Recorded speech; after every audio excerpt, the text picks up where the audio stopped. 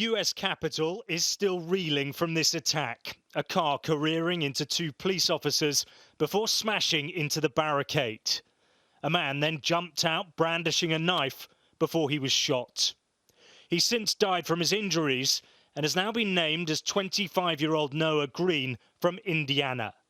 Police are still trying to establish the motive, but they don't believe at this early stage that this was terrorism related.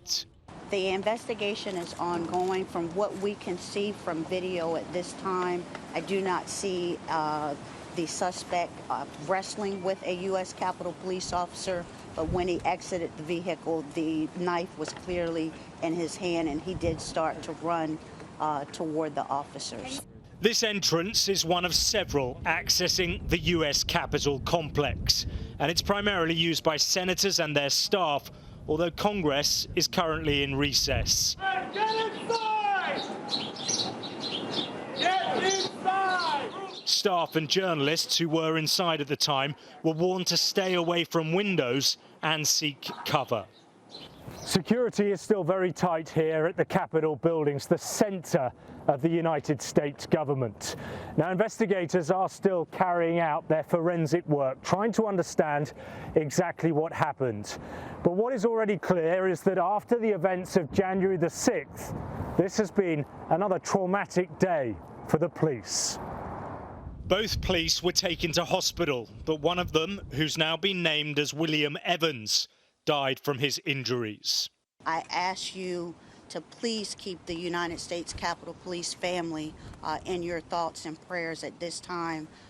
It has been an extremely difficult and challenging year for us, but we will get through this, and we do appreciate the community's support. Washington, D.C.'s been on high alert for the last few months. Following this, the storming of the Capitol building by Donald Trump supporters, rallying to his false claims that the presidential election was stolen. The security services warned that further unrest could follow in America's febrile political environment.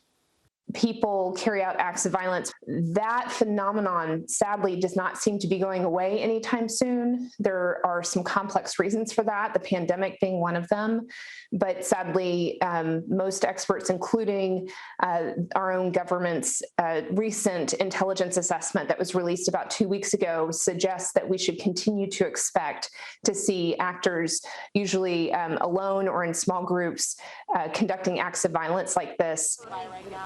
Security will remain high here in the days to come, but once again, this is a city in mourning, coming to terms with another attack on its centre of power.